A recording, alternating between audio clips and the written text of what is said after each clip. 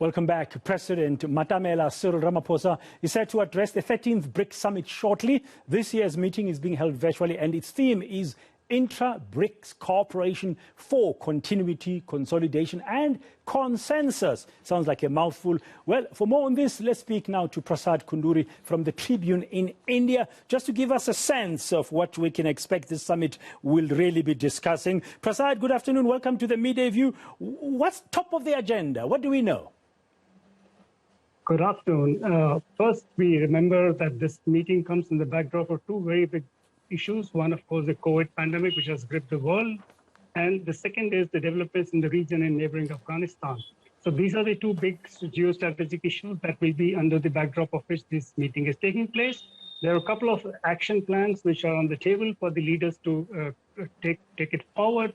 An action plan on terrorism, a strategy for which was adopted at the 2020 summit hosted by Russia.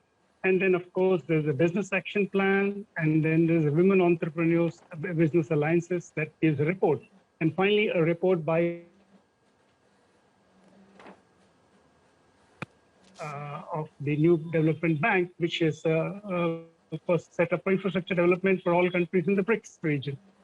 Okay, we lost you there for a bit. Very briefly, we expect the South African president to be addressing this as well shortly, and he's been calling for vaccination, collaboration and cooperation. Should we expect him to focus on that more than on any of the other issues? Yes, because at the last meeting of the finance ministers held in June, there was a plan for the Brics vaccine development.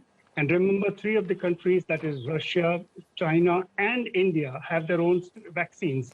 So we are in a very good position if the countries are talking of consolidation, continuity and consensus to take forward on, as I mentioned, in the backdrop of COVID and the management of COVID pandemic. And of course, the most important will be the business development plans, because every country which has been affected by COVID, the world has been affected, and they're all working on how to revive the economies and to bring back to normality.